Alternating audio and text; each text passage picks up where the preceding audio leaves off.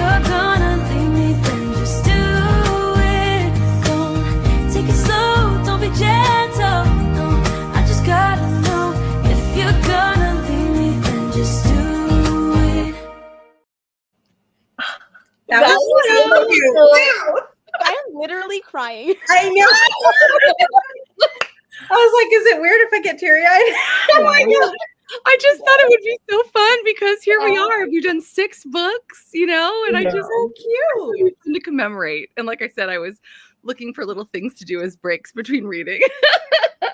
I love it. That was oh like- my God. that was amazing. Thank you so much. I'm so glad you liked it. To do that to all of us after we just read just for the summer and we're already emotionally unstable was almost not fair.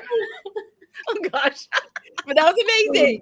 It was Oh, beautiful. Oh, I'm so glad you liked it. I had so much. You're so creative. Oh, I love it. I try. It's fun. It's Canva and what's the epidemic sound? It's amazing what you Best combos right there. right. They have a new thing too where you can take because I loved that song and they said, do you want to just have a snippet? And they actually can take it and it was a 28-second thing. And I was like, oh, what can I do in 28 seconds? And then it went from there. And I was like, oh, this is Wow. so anyway. It's amazing. Oh, you're so fun. Well, welcome everybody. We are so excited to be talking about Just for the Summer, the book that came out last year. And we're just so happy that you're joining us. We're going to be talking all about it. And of course, I'm going to be asking everybody in just a sec to introduce themselves, say if this was your first read, a reread, what your rating is. And of course, I need to know if you liked it more than like. That is so cute. It's so cute. I couldn't help myself. Let's see who's in the comments real quick, and then we're going to go through everybody. Hey, Nikita. Hey, Molly. I almost want to say good morning because I do that so much with her. Hey, writer. Thank you so much. Hey, Amber. Oh, good. Actually, I also have it as the outro, so you'll see it again. I was like, if I'm going to do this, I'm going to do it twice. Again, don't you worry. Hey, Mary. And Sam, hi. And Dee, hello. It's so good to see you guys. All right. Who would like to go first? Oh, I'm so excited. Do you want to go around? You guys do that clockwise thing that I love. So, yeah, do that. Karina, go for it. Okay. Hi, guys. I'm Karina. You can find me at She Dreams in Words here on YouTube and Instagram. And this was my second read. I cried as much as I did the first time, which is a lot, and it's still 5 stars. Love it. Hey everyone, it's Tara from Tara Talks Books. But this was my first read by Just for the Summer by Abby Jimenez. And there's some tabs. I cried a lot as well. So I love this. I think I just finished it, but I still feel like it's a 5-star for me. So yeah. I can't wait to talk about it. I feel like I was like, I'm pretty sure it's a 5-star, but I was like, it might be a 6-star. Ooh. Those are the two I'm going between. Love. Hi, everybody. I'm Dana. You can find me on YouTube at Dana Ella and Instagram at Dana Ella Reads. This is also my second read. This was a reread. And I sobbed my way through it, just like I sobbed my way through the first time as well. It's definitely a 5-star, and I liked it more than like. Absolutely. Obsessed. I love it. Hi everybody, I'm Kaylani from Kaylani Simply Me. This is my second read as well. And I don't know, something about this book hit different the second time than it did the first. I cried so much harder than I did the first time I read this. And I cried the first time, but holy moly, this one took me out. I loved it. 5 stars. I liked it more than like. It was is that the way it goes? Yeah. I liked it. I loved it. It was amazing. Incredible. I think it's my favorite Abby. Oh, really? Oh my gosh. I'm looking forward to like the very last one we do. Like if we want to do like a ranking. Can you imagine? Oh, that would be so cool. And also really hard. Yeah. Very hard. It has to be great, greater, greatest. There is nothing below. One below. No, I forgot the one below. Sorry, guys. Yeah. I just need one below that. Yeah. I know exactly what you're Nah. talking about. I'm B. Hey, if you're on my channel right now, you pretty much know a mama needs to read romance. And this was my second read, and I just finished it this morning. It had so much fun, and it was a 6-star before. It's still a 6-star. So I'm just so excited to read about this. Did you guys read the Q&A with Abby? Yes. I didn't read that before because I read this as an ARC last year and they didn't include it. And I think I just skimmed over it because I bought the Target version and I was so excited about the situationship between Maddie and Doug that I totally skipped it. So I was really excited to read that, and I'm looking forward to talking about that too. Let's see what everybody said here about their ratings. This was a reread for me, still a 5-star. And Nikita says this was her first read. Very cool. If anybody else wants to weigh in and say what they thought, we'd love to know. This was my first read and also a 5-star for me. And look at the crying.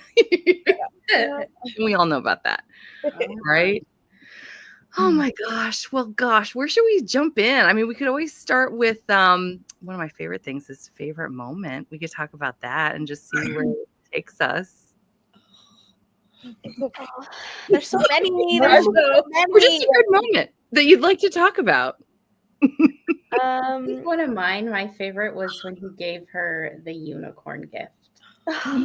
And that like Maddie helped. I love Maddie. Maddie is a best friend. She's a girl's girl. I love her. I was like, I love her so much, and I hope she gets her happy ending. I haven't read the situationship yet. But I just love that he gave her, like, he fixed up something important to her and gave it to her because he knows, like, she's still living out of the suitcase and she's not going to pack anything, but that's something important. And I'm just like, that is so sweet. Yeah. Oh, I love it. We just have a couple more people that just wait till you see some of these comments, by the way. 4.5 for me, says Phantom Writer. I didn't connect as much as I usually do with Abby's books, but it might be because I was burnt out with reading at the time. Yeah, that can impact it, right? I haven't read it yet, but it's on my TBR. Oh, Molly, you'll just love it. Well, I'm glad you came to say hi.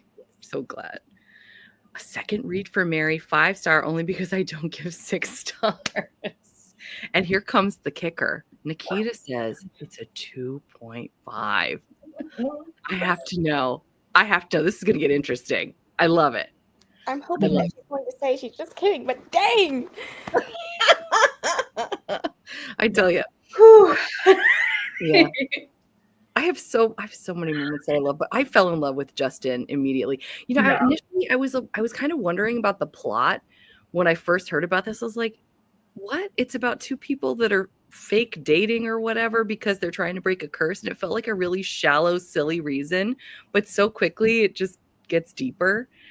Yeah. I was just so impressed by that. After a while, very quickly, you forget why they are even doing this because their connection is just so strong right away. And I love that. And one of the things I loved, and apparently this is based on a real person, but those little surveys that he would give her about I love that. And apparently there's a guy that really did that. That's what gave Abby the idea, I read. Yes, I think she mentions it in her little thing, right? Her interview at the end. Yes. Yeah. Yes. Yeah. Okay, Nikita is saying that no kids have to be here. I don't have any kids around. Does anybody have any kids around? I think she means It's in the book. It's like such a central part. Story. Oh, okay. Sorry. I thought she was like, I'm going to tell you why, but make sure that all the children have left. Whoopsie. That's very considerate. So considerate. Dee says, I just started reading it 4 chapters so far. Oh, I hope you're enjoying it so far. It's so good. It's so good. She's like, no. Sorry. My favorite is the pool floaty. And like the taking care of that whole like scene, those two chapters. I loved it. It makes me like swoon every time. Yes. I love it so much. There's so many moments. I really love this book so much. One of the things though that I really it was like a little moment where you're just like, Justin genuinely so thoughtful. That scene where Amber shows up and she has lunch for Neil, and it's like, oh, she didn't even think to bring, you know, Yeah. her daughter lunch, and then Justin shows up with lunch not only for her but for her person. Like, you know, it's like I feel like he did such like Twisted Sisters Meredith and like Christina vibes from Grace. You know, like they're locked in, they're at the hospital, but like it's the fact that he was like, oh yeah, and you're like a vegetarian, and like how he just like catered to the people, you know, that he like cared about. That was just, again, there's tons of moments in there, but that's one that I really love. I don't know if it's my favorite because I feel like I'm drawing a blank, but that's one that I just Sure. really I know love. it's hard to pick, and don't worry, we won't Yeah. do it. Okay, stunning. I still love it. It's just not a favorite. It's not my most favorite. But That is so sweet. I love that too because it's just so caring of him. Yeah. Oh, So I many. almost teared up. There's just so many things. So many. I liked when Maddie was like the perfect wing woman at the Great Wolf Lodge. yeah. She like implanted her purse so that they could have a moment alone together. Yes. And the raccoons, I mean, obviously, the baby raccoons. Oh, yes, the raccoons. I love that scene. That whole scene where like her friend was So like, great. I'll put my boom on the glass. That took me out. I was cracking up. But also like baby raccoons genuinely are so cute though. Like I can see being like drunk with your bestie and feeling like this is a good idea. And when like they were banned from all those things and they're like all the ride sharing apps and they're like, how? They were like, that was all tonight. Like, They made it, they led you to believe like this is a past occurrence, and we're like, no, that just happened like an hour ago. So, yeah. And he's like, you have baby raccoons in my car. And then she's like, do you want one? And she's like, okay. She's sober in the front. Like, yes. She's like, they're not wrong about being cute. I like that Lee was like kind of helping the mom like check some things off before she had to be away. You know, I thought that was very. It just kind of like showed how close they were as friends and like how much they cared about each other. So I really like that. Yeah. I went from cackling to sobbing in that scene, like cracking up. But then when that checklist came out, and I was like, "Oh, I'm unwell, very unwell." I also just want to say, Karina, the scene you talked about before about the lodge when like Maddie was like, "Get out the car." Yeah, it's so minute, but like I love when it was like Justin's like, "Where's Maddie?" And they were like, "You just see the taillights." I don't know why, but I just like the imagery of it. I was like, could you imagine being like, get out, go talk to him? Yeah. You're like coasting through the parking lot. And then that's right after when he kisses her, and I think it's like closed mouth, and she's like, "It doesn't count," and he's like skipping away, like, "Yeah, you." I can't remember exactly what he said, but she's like, "You're the worst." He's like, "You loved it," or something like that. I can't remember, but he was just so kind of cocky, which is so unusual. But oh my gosh, so darling, so darling. Nikita says, Kaylani said she's waiting for me to say I'm kidding, and I'm not. No kidding to be had about her 2.5. She stands by it. Phantom Writer's favorite was their phone call when they end up talking for 3 hours on his walk. And you see how great they would be together at the very start of the book. Truly. Oh, Dee, you are in for some fun. Fun. Maddie going to Emma in the hotel was my favorite. Yeah. Oh, yeah. Him coming to her when she was super sick, even though she had to be avoiding him prior. I know. It was so good. Baby raccoons. Every moment where Emma interacted with his family was so precious. It really was. Yeah. It's got to be one of my favorite found families. I mean, the way that, like, the little one, is it Chelsea, the 4-year-old, that you know, like, she would hold her arms out. I mean, I just thought that was so dear. And when they were doing things like dealing with lice, just oh my gosh, yeah. I mean, they handled that so beautifully. And I love the whole meditations on, you know, love being like the small things. And I just so true, you know. I just love it so much. Jasmine says hello and happy Sunday. Happy Sunday, Jasmine. This will forever be one of my fave books from Abby, truly. Well, there were a lot of shocking moments in this book, just like jaw-dropping surprises. And I have to know, for you guys, like, what was your biggest bomb that went off in this book? And tell me in the comments too, guys. I feel like Amber, when she finds out like that she had this whole family and she could have been loved and taken care of, she could have gotten to know them, but Amber kept her away. And I was like, ugh. And then not only that is that like she thought Amber was her everything, and then she almost wouldn't go search for it until Maddie was like, hey, you know, at this one point where she was ready, you know, to do the swab and find her family. But like just that whole scene, I was like, oh my goodness. I almost had a panic attack along with her because I was sobbing so hard. I was like, oh my goodness, this is so sad. Did anybody put two into the first read you did of this? Did anybody put two and two together that Amber was Amber? No. When I turned that page and saw Amber Grant under Daniel Grant, I just about died. I just did not see that coming at all. That was just crazy. Yeah, that was a shock. I remember like the first time reading being like, and even still, obviously, like I knew, but still just the way that she like pulled it together was just, yeah. But that moment though, where Daniel's showing her pictures and like, she was like, when was this? And just like that moment of realization that like, that was when she was, you know, getting poisoned by carrots that she stole from somebody's, like, just like the way that she wrote those things where it was like, obviously like very intense and very like sad and traumatic, but also like she wrote it in a way that was just like, you could picture something like that happening. Like, you know, it's like to where it just feels so intensely like real, you know? Yeah. Absolutely. Piggybacking on that. Oh, okay. Let me not jump over her. Sam's bookish faves. She says Amber's not even being sympathetic about it too. When she went to talk to her, I could not wait to see how Amber was going to react. And then she barely even reacted. Nonchalant. Like, not a big deal. Definitely a shock. Her being manipulative about it made it worse. Absolutely. Did not put together either. It was a jaw-dropping moment. Truly. They feel so real. They do.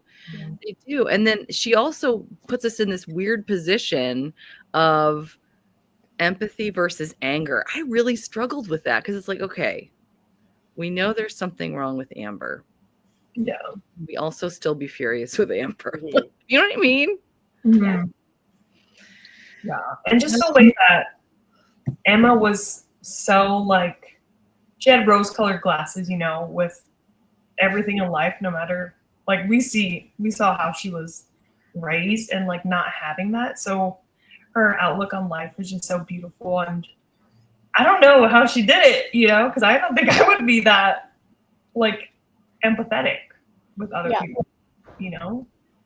Yeah. But I'm glad she had Maddie and Maddie's moms to really show her love, even though she wasn't receptive to it. Yeah. Well, I found it interesting too that she talked about, like, I think Emma, the big thing for her, the reason that she would still kind of hold out hope for her mom was that at its core, she believed her mom cared about her and loved her. And when she realized, oh, no, not really. It seemed like that was what really changed everything for her. She finally accepted it because she didn't have a choice but to see the reality. Yeah. So obviously Amber is a big villain in this, but also we have Neil. Definitely want to talk more about Neil. I see Amber's comment though real quick. I was shocked that Neil, here we are, Neil, from Part of Your Role was Amber's boyfriend in this book, and he was so forgiving toward her.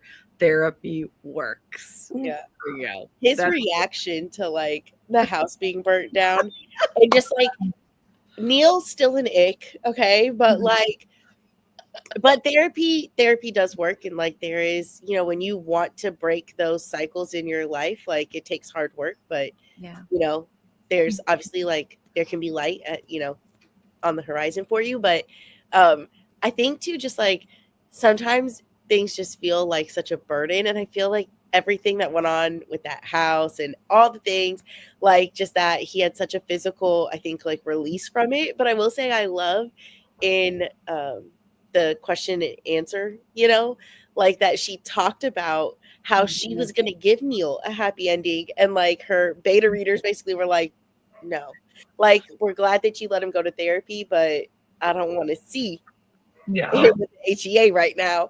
But it's like I like that she also still pointed out that because he is a narcissist, like he does think that like, well, of course this lady is obsessed with me and loves me. Like he's more patient with her than he would have been prior, like part of your world, Neil. But I love that it's like she still showed that like that personality trait that he still thinks that like the world should revolve around him. He might be just a little kinder and a little more giving, but like he still thinks that he is that guy. Like So true. So true. I liked that Neil was better, but also still had work to do. Yeah. Again, Abby infusing reality into her books. I loved how he looked as well I loved how he looked at it. Oh my gosh, I'm sorry, guys. I love how he looked at as well. When at first he thought she was a gift in the form of a good woman, but when things went down, he realized she was still a gift, but in a form of second chance and clean slate. Yeah. Yeah, he was like, again, sort of narcissistic, patting himself on the back. I passed every test. Yeah. He did. He said, I'm wiped clean. All the bad deeds, done. Yeah. he said he's a new man. I mean, that was another jaw-dropping moment for me when we find out that the guy that owns the island is Neil. Yeah. Yeah, that was another like, what? Yeah. Yeah, I couldn't believe it. And then talking again about like Easter eggs and jaw-dropping moments, but knowing that Amber is half sister at least, because she could be full. I mean, we don't know, right? I mean, we don't know who the fathers are. We don't. Oh, Emma. Oh, Emma, yeah. Right. Sorry. Anyway. Yeah, but I'm just like, that means that Josh Copeland is her cousin. Mhm. Adrian Copeland is her cousin. Yeah. I just think that's so cool. I Yeah. just love it so much. I love it so much. Let's see. I I like that they used a little Easter egg is Sloan Monroe's cookbook. Yes. That was cute. the crock pot Yeah. too. I thought that was so cool. And then I mean they mentioned everybody, right? Because at one Everybody. point, Yep. yeah, because they didn't Justin was wearing a Jackson Waters t-shirt. Yeah. Yep. And then in their playlist, I think. Lola. Lola. That's right. And when he was trying to I'm sorry. No, they mentioned Nadia Cakes. Yeah. And then when he was trying to like lure her to the state, like he was like, well, the vlogger, she loves it here. Yeah. Christ. Yes. Yes. Okay, I'm just gonna put my Easter egg thing. I'm trying to think if there was anything else. Oh, the one I didn't catch this until the second reading, and then they even mentioned it in the Q&A. Was they were like, "Oh yeah, Maddie's favorite song is More Than Words by Yeah. Extreme," and I was like, "Well, this is perfect. This is a match made in heaven." I'm trying to think if there's anything else. I'll have to glance, but we've talked about some of the least favorite characters. What about favorite characters? Who did you really love? Maddie. Maddie. I loved Maddie just because of how much she cared for Emma. Like, just that, like, she basically went on this whole adventure with her just to make sure that she would come back, and she'd come and she wouldn't turn out like Amber in the sense of like just shutting everybody out and keep on going. Maddie, I loved her like as a side character. Yeah. But obviously I love Justin and Emma. Yeah. Justin. I just love Justin. He's great. He's so good. Yeah. I love it so much. I also loved. I'm sorry. No. You go. Sorry. Got to see like the past couples, like Jacob and Bree, coming to the island, and they brought up the Taco Bell thing. I just love The Taco Bell got me. It could be Taco Bell. She's like, look what you did. My husband owes me a chalupa. And they were just so affectionate and cute with each other No. too. I just love that. You know, The just thing- sorry. No, that's my bad. I just love seeing the couples. Like, of course, Alexis and Daniel. Yeah. So obsessed, and they walk out with their 2-year-old, and then when Doug like randomly runs in, he's out there, and Alexis is like, maybe come back. Maybe Yeah. come back later. And then another thing about that whole section of the book. Remember when they're trying to leave, and what is covering the car? Yeah. Yeah. It flies again. And then she has her earrings, her dragonfly Yeah. earrings. Yes. That. Yeah. Yes. I It love was like also like I mean I know we're talking about favorite characters and Amber is Whatever. not a favorite character. She's not, but just when talking about the dragonflies, about how it's like obviously like Amber's been through some things and we don't even know like her full story, but about how it's like how Daniel has the roses tattooed on him and how all of those things in like the Grant house mean like are so significant. And it's like how Amber's trying to recreate something that she clearly loved and held on to from that time. Like her perfume is roses and like trying to paint those roses on the wall and not getting it right and retrying, but in a manic state, like how it's still not coming out, you know? Right. But I just want to say I did love on favorite characters. Justin, chef's kiss. No notes. Justin is that man. Yeah. But Emma obviously is great too. But I really like Maddie is such a shining like, you know, side character. And I think just like the way that she loved her and then was kind of like, all right, we are at the point of no return. You are either gonna leave me and I'm not chasing you. Like I've chased you basically our whole lives. You'll leave, and if that's what you want to do, that's what you're gonna do, or you can listen to what I gotta say, and like let's see what happens. And I just love that she was like, okay, like you know, and when she said like when they were like, where are we going, and she said where you should have been this whole time, and I was like, I'll throw up right now. Emotions were too high. Yeah. I like that she put air tags on her luggage because she knew that's the only way that she would ever know where she is. Like that's just smart.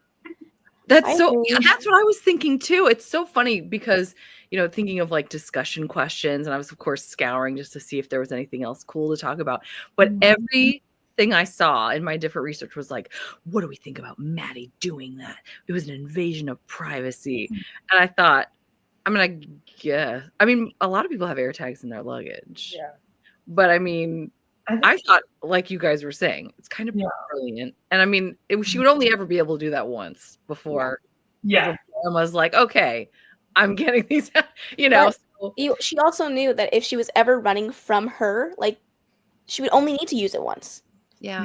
It wasn't like she was going to track her across her whole life. She knew that if there was ever a time when she left Maddie, that would have been the rock bottom. Yeah. Good point. But I agree. I have to go just say this about Justin because I'm not Justin. What? You know, I was like, I just had like a brain fart. Like I was thinking about all the other books, and I was like, wait, that's not the right name. That is the right name. Justin, because Maddie said it the best. He is the definition of if he wanted to, he would. Like truly, to like the pinpoint key. Like if he wanted to, that man would, and he did. Yeah. He did. He would have dropped everything for her if it wasn't for like his responsibilities, you know, like, and he said that multiple times. Mm-hmm. And I was just like, oh, goodness. Yeah. So sweet. I loved when they were like in the shop too, and they're like, I love their dates, but they have like the doll. Oh, I thought that was so funny. Their banter, it's so great. They're so cute together. I also really loved the zombie scene. Yes. It's so real.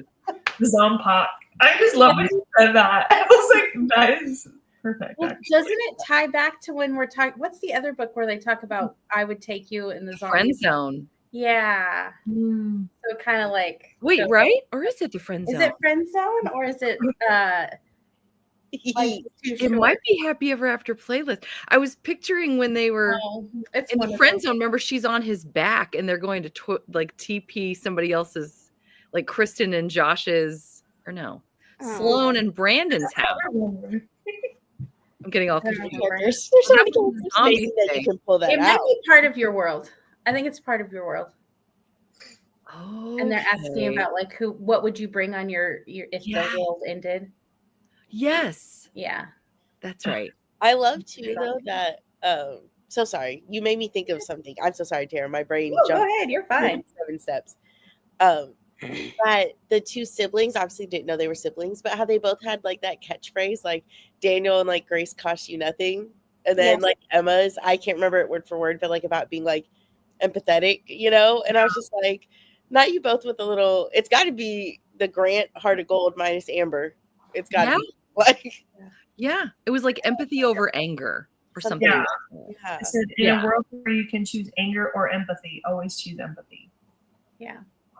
I like how they mention that like although Amber grew up like in a pretty stable home with her siblings, but there was obviously this something that was going on with her, this potential, I don't know, but something definitely mentally was going on with her. But then to not have access to care in this tiny town was something that, like, I think it was Abby Jimenez who was talking about it at the end of the book where she's like in the Q&A. I thought that was interesting because they wouldn't know how to handle that. And then they didn't have a doctor. You know what I mean? They would have to drive multiple hours to get her the help she needs. Mm-hmm. So I was like, oh, wow. Okay. And like, yes, she is a villain, but she's also human. And, Right. it's just so that empathy part is like Amber did some horrible things. She does horrible things. And Neil does horrible things. And then Abby still has a way of like showing this empathy towards these horrible characters. Yeah. I love that. That's so true. And the thing is that she sort of again, like I can't think either. I'm glad I'm not the only one.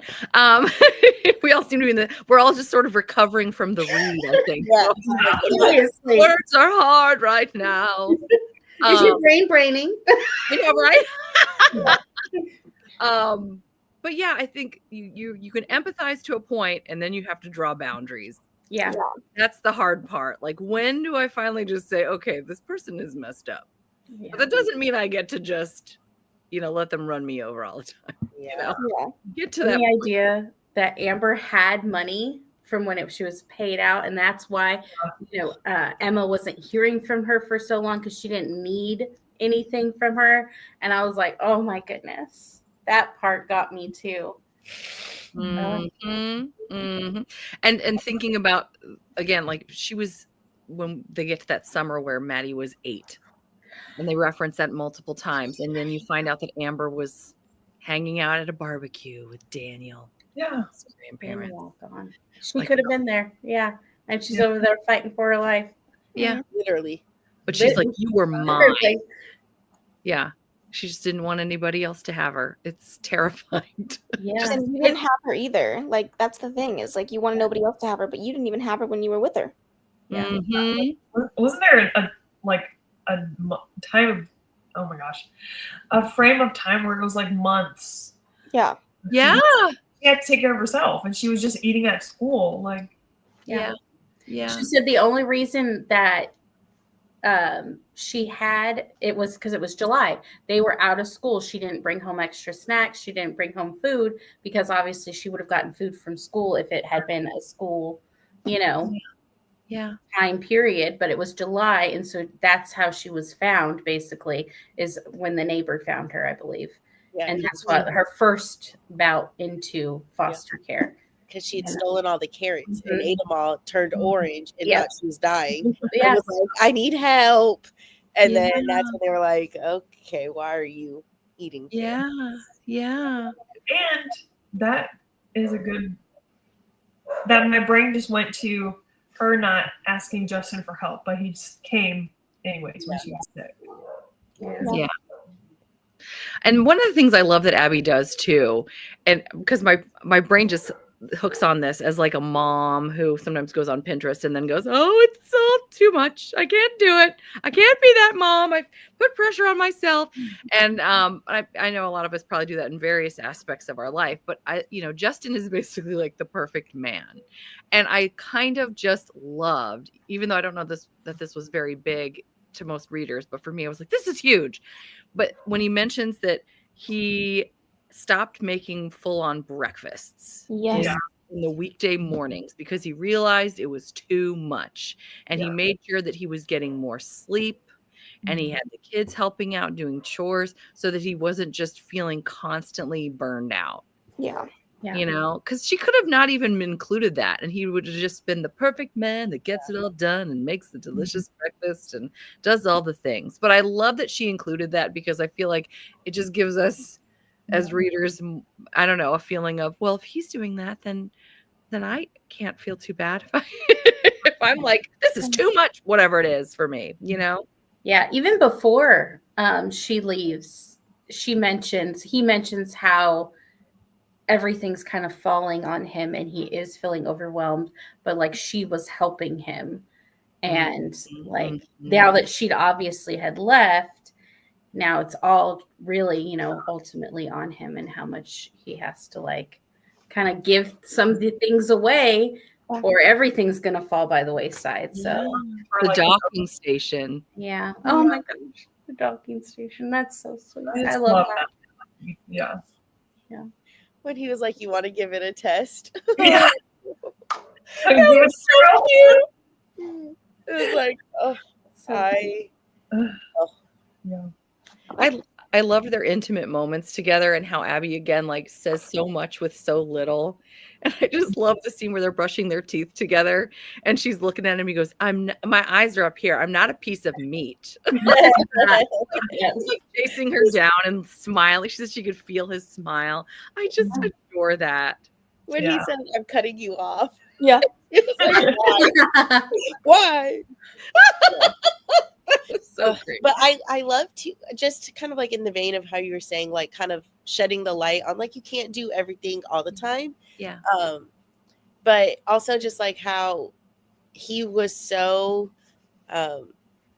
like not in a place of wanting to understand or forgive his mom, and how Emma was kind of like she could have been going through postpartum on top of grief, like she, it's like, and how it just helped him shift his mindset to where, because that was just like what, a couple days before she was gonna be gone, or the day or two, and when he's on the driveway with her and she's like talking to him about like, do this, you need to do this, and he was like, well, I learned from the best. You showed me how to take care of Yeah. that. Yeah, it's like I learned from you taught me how, or something like that. I literally almost passed away. That was too much. Like in the best way, but it's just like the way that, I mean, I know we've gushed and we will continue to about like how amazing Abby Jimenez is and like her writing, but her power to take like small things and make them such impactful things is amazing. Like me and Karina were texting and I was like, yeah, she's like a magician and a menace because like she's so amazing, but literally attacks my soul. It's not safe and safe at the same time. So, Truly. I like how they mentioned too, although Amber and his mom are flawed characters, they've obviously done things. She's going to jail for a reason or prison for a reason. And then Amber, and he mentions my mom had me at the same age as your mom did. And like that idea of like there is one that could step up and do, you know what I mean? Be present and be there, and like that idea of like they're both flawed mothers, but like he had this idea too. It goes into like he got to see her in the like growing up and get that example, whereas she didn't. And then I don't know, I just kind of like that she added that in there of the sense of like two very different scopes and people who are flawed in different ways, but like I don't know. I just thought it was good. I don't know how to explain myself. Yeah. If you're understanding what I get, Yeah. Brain is not here ever. Justin brought up the All on fact the same page. We're all Justin said he like had a good childhood, whereas hers obviously Yeah. was not. So I think that was Yeah. I also really love the conversation that Abby Jimenez talks about loving yourself more than you love somebody else, you know? And she spent so much time loving her mom more than she loved herself, at the Yeah. detriment to like everything around her. And I just love she says something at the very tail end when she's walking out on Amber. She's like that she's just gonna the feelings of like, you know, being so attached to where she is and what she's doing. Like none of that makes any difference to her now. And I think I mean, she had to go through a hard thing to get there, but I think it's so like hard from people that go through like abandonment issues to like latch onto the fact like you have to just let it go. It's not about you, it's about them. And the pain and hurt that they're feeling is on them and it's not on you. But I feel like it was like such a healing journey for her to experience. Like even though that was painful, like she needed to experience the lack of interest in her own daughter's life in order to see like I've spent so much time loving her more than I love myself. And here I am struggling like years later. So I just thought it was like I just love how she builds like trauma into a story that's very easy to digest and makes you feel like the characters are real without being so heavy-handed that you're like, okay, I can't read this, you know? Yeah, truly. One of the things that says off Kaylani, I actually tabbed it because it's I don't know if it's that exact scene, but she talks about I was at peace with my decision to have no contact with my mom. I felt free in a way. I no longer worried where she was or if she was okay. She wasn't my burden anymore, and I hadn't even realized how heavy she'd been for me to carry because I'd done it for so long. I finally set her down, and that started with me forgiving her. And I was just like, okay. And it's like that idea of she put her suitcase away. Yeah. So she put her mom was that suitcase. She kept on running, and then she put her mom down, and then she could put her suitcase away and have what she wanted. And I was like, oh my God. Yeah. Abby, you are a magician. Yes. Yeah, that's cool. Okay, I'm now going to be in tears again. I'll cry about it right now. I love it. Phantom Writers, she's on it. It did say half brother on the genetic results. Yes, Emma and Daniel, half siblings. I just found a map of the connection between the characters of Abby's books. It's so nice to see it all connected this way. That's so cool. I love that. Only Maddie could get through to Emma. She is her person. Yeah. That's like a Grey's Anatomy. She's her person. Yes. Emma was healing, and Justin and his family were adjusting. They both needed that time away from each other to grow into who they needed to be even better together for the rest of their life. Yes. Yeah. That's so true. I knew there were only like 3 pages left when Justin's like, I wish you hadn't come. And she's like, okay, well, I'm leaving now. And I'm like, wait, what? There's 3 pages. What is going to happen? And then she's so proud of herself, and she, admits to everything, or not admits, but, just shares her heart. And I love that. It reminds me of, where is it? I don't know where it is. The Chloe Lease book, the 6th one of the Bergman brothers. Did y'all read that at all? Anybody? I'm only up to the 4. Oh, okay. So no. Oh, I'm sorry, Dana. I'm so sorry. Oh no, I just said I read the first. That's it. So in that book, there's a lot of work that the hero does to sort of be ready for a real relationship. And that's the only other time I think I've seen in a contemporary romance where we really get to see a character really work for it. Yeah. Which I just love, because so often it's like, I will love you and my love for you will heal you. It's like sometimes it doesn't work like that, I just love that, we get to see that she did the work and that now she's ready. Another favorite conversation I'm just like, this book really hit home for me. It's very personal for me. The conversation that she has with herself about another reason why she didn't want to stay in that situation and find a time to heal was because she didn't want the kids to experience what she felt, the abandonment that she felt. And it's like the idea of breaking that cycle. It just reminded me so much of my dad. Like my dad, his father was not around and my mom was not around. And so like he was like, I'm breaking the cycle because it's like it's important that somebody in your family like loves you in a way that you need to be loved. And I just love that she saw that she was damaged and she saw that she was hurt, but that her actions could also create that for somebody else. And she didn't want that. And I just that Mm. particular conversation, I was just sobbing. I was in here by myself, just boo-hooing because it's like it's so true. It's like somebody has to break the cycle, and I'm so happy that Abby Jimenez wrote it so the character knew like she had to be the one. So Yeah. now I have to stop here. I have to break that cycle, and then when I'm ready, then That's so critical. Well, I think, and it reminds me of the at the Q&A again when she talks about how obviously the Amber and Emma are not the same person, but they do have one of the same kind of attachment issues. And the difference is Emma's aware. She has self-awareness, whereas Amber does not. That's the crazy thing. Like when this was one of the hardest points for me to just get it. And also this is kind of where for me, my empathy kind of went away. And I'm not saying that I'm right. I'm just saying for me, it would have been hard for me. But when Neil is like, I will pay for you to get help. And she's like, no. That's where I started to feel especially like, come on, baby. Yeah. And well, then, The thing is, you can't force a person yeah. to want to change, or even like there's probably some alcoholism going on with her. There's also other things, you know what I mean? We don't know because we don't know Amber's story, but like you can't force a person to get help unless they want to.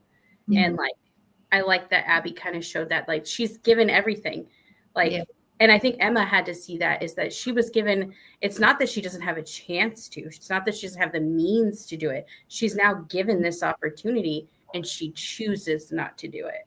And like that, I think for Emma, seeing that in Amber was like, oh, as well. I don't know. But, To bring it back to what Kehlani was saying about like breaking cycles and stuff, I love the moment where Sarah knew that she could call Emma and she would show up, like at the end where she, you know, is dealing with female issues that she didn't want to call her brother for. Yeah. Emma was telling her like, I had to leave because I have it highlighted somewhere. She said, sometimes you leave because it's better to deal with your problems on your own. And she was like, I didn't want you to feel abandoned. But Sarah said, I didn't feel abandoned because I knew if I ever called you, you'd come. That's I passed the test. I didn't even know. yeah, she didn't even know she was doing it. In the club, we're all crying. God, literally every time I freaking read that line, it gets me. It was beautiful that Emma, like her presence in that family, because, you know, obviously they're dealing with their mom having to be put away, and Sarah's like getting older and she had a lot of mixed feelings, you know, with that situation. But Emma was there, especially with the whole lice situation. She like kind of provided like her hair dye, you know, something that'll still boost her confidence again, because she knew like kids are going to be making fun of her because she got lice because her younger sister. And there's just, you know, so many nuances to the story. I feel like Abby just has such an amazing way to just like open conversations up for like other, like just so many things. And I could just gush about this book all day. I don't know. I know. And that's sorry. No, go, Dina, go. No, I was just saying the scene that you were talking about, Karina, with like also with like the lice and like the hair dye and the conversation they had. And like one of the things that I loved was when she was just like, people are gonna make fun of me. And instead of Emma trying to, because I think sometimes like when we want somebody to feel better, we lie to them out of love. Like, no, they're not gonna make fun of you. It's gonna be okay. And she was just like, yeah, they will. Like, you know, like about her mom, you know, going to jail. But during that conversation, it broke me when Emma was talking about like, oh, well, sometimes I took a briefcase and then garbage bags. And she said like, for some reason, the garbage bags hurt the worst because it made me feel disposable. And I was undone. Like undone. Yes. We're all just fighting these tears. Yeah, I'm getting for my life over here. I lost the battle. I'm just letting them flow at this point. To bring it to something a little more lighthearted, I guess. We haven't mentioned this yet at all. The fact that we get to see Benny again, Yes. Jane. Oh, I loved getting to see them and seeing that they're a happy couple. We also get to see his cat, Cooter. Yep. Yeah. Cooter was His mentioned. family, Yeah. all the kittens and everything. But it was just so fun that Justin and Benny were friends. Yeah. That was so cool. Another fun layer that she added in there. So I got to see Pops too and Walk On. I thought that was- Yeah. He's You like live forever. But, Yeah. oh. like 98 now, and I just love it. Love it. I think the only thing we were missing in this walk-on trip was Sir Kevin Bacon. Oh, Yeah. Yes. There wasn't a sighting. I'm convinced the situationship will get us. Yeah. yeah, for sure. Oh yeah. I think he's on like the cover, I want to say. Yeah, Yeah. there's a thing. So fun. Oh, stunning. Yeah, yeah. So fun. Do we feel like we covered Justin's mom enough? I know we kind of touched on it, but like, how are you guys feeling in terms of the way she dealt with the grief? Because here's like a huge thing that often is like the biggest source of grief for a character in a lot of these books we read is Justin's father passed away from cancer. And they just sort of mention that as a footnote. Was it Because- cancer? I Yeah, thought it was a by drunk car. driver. Yeah, I thought so. He's a drunk driver? Yeah. Yeah, he said he was on his way to work. And I think the airbag. What was I doing? The airbag didn't deploy correctly. Yeah. And Oh he my was gosh, hit. how did I miss this? I'm so Yeah. sorry, guys. Thank goodness you're here. Good. So, okay, well, that's awful. Also, just awful. And Mhm. I don't. What was it? A blue Kia? I remember we talked about this before We did talk because, about it, yeah. and now I can finally say the thought was that with the person that hit, although I think she was an old lady. From what I get, I think from what they alluded to in the very first book, you know, the friend zone. Mhm. Some people said, you know, is it Amber that hit I thought Brandon? maybe because they said she had to go to jail, but I was like, would she be in it still? Like, Yeah, I feel like she would be away for a while. I would Yeah. think so. I don't Yeah. hope. I mean, not hope, but sorry. Yeah. Let me just. No, I know Yeah. what you mean. I think people are just so expectant, like to be surprised by yet another like twist and like the way it's interwoven. But yeah, I've definitely had people comment to me and like, do you think it was Amber that hit Brandon? Well, And I was she like, mentions Abby Jimenez mentions at the end. She's like, there is one that is not noticeable, and she mentions the. Let me see if I can find it. There's lots of other Easter eggs, including a deeply buried one that takes us back to my first book. So, like, what happens in the first book? But is it first published or first written? Because it I wasn't. don't know. Yeah. Yeah. I'm going to assume published. well, you know, and I'm wondering too. The only I don't think it was. And again, maybe this is a deep thing, but you know, Neil's house is burning to the ground, and they mentioned the fire department coming. I don't know if magically it's the same fire department crew that is in the friend zone. I don't know, but it would drive me crazy. I'd read it again to see if I could figure They're two it different settings, I thought. This is like, out. what's Oh, one? yeah. What state? Yeah, They're in LA. Oh, or yeah. California. Okay, well then, Two different. what if they sent the firefighters all the way? That's all. The house would be done. I'm going to stick to that original theory, even though it really seems favorite then. Oh, Amber says, yes, this book really brought all the characters full circle. I wonder how the characters of the next book will all fit in. I know, Amber. I'm excited. I know. I We're know. all wondering. I can't wait. Hey, Liz. Got caught up catching up on something and almost missed it. Well, we're glad you're here. Love this book. 5 stars. Didn't reread, but I'm used my mind. Won't change. Right? Did anybody's rating change on a second read? No. And Tara, how are you feeling now? Because I know initially. I don't know. I think it might be a 6-star. It just was so good. It And is it just was like it hit. It made me I love it. Do you know what I noticed too? This is so random, but you guys are maybe aware I have a vendetta against Berkeley. That isn't really a vendetta because I just adore them, but they just won't give me an arc. But anyway, I love that. I love that Emily Henry is the one that talks about how good Jimenez is, and Emily Henry's Berkeley, and this is Forever Publishing. I didn't realize they ever did that. I got the impression that it was always like people from the same publishing house. Oh, And maybe because they're both just so big. I think I don't know. I would think that, but I'm curious to see what's going to happen on Goodreads because, as we may be aware, that Emily Henry's book has beaten out Abby Jimenez's book for best contemporary romance pretty much every single year. And I want her to win at some point. And both of their books are coming out in April. So interesting. I wonder if they're friends in like real life. That's a very They good. kind of came out around the same time. Yeah, that's a good question. I doubt it. I should be sleeping, says Julie, but I thought I would pop on in. Hey, Julie. Yeah, it's like 10 o'clock there. Good night. I'm putting it on my list of books to reread one day. There you go. Maybe it'll go up to 5 stars. Well, there you go. Maybe it will. Well, I think I just want to reread all of them now. I know. We're going to start the read along over again. We're running back. We're starting again. Liz had just read The Fall Risk, and I'm obsessed. I know, it was so good. Her short stories still hit just as hard. They do.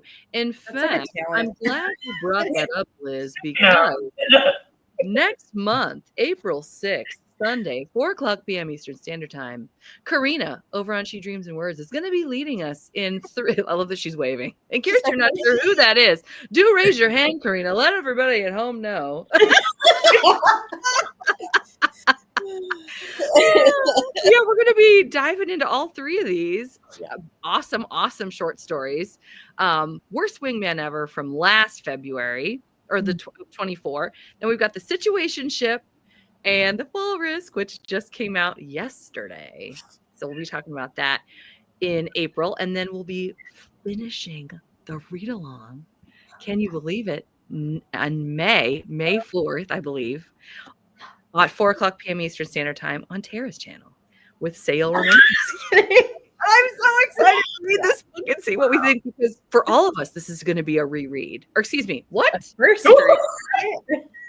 Maybe we will have a reread, It's before. loud in here. You guys misheard me. What I said was read. I didn't say reread. Yeah. I love that we're all going to be like on the same playing field for the last one. Everybody's going to be experiencing it for the first time. So we'll all have puffy eyes together. Yeah, truly. I tell you. Well, is there any? I feel like we've pretty much covered a lot of the. I mean, yes, we could go on forever and ever. But is there anything else you guys want to? I have one last thing. Yes, ma'am. I like that he proposed to her with the toilet.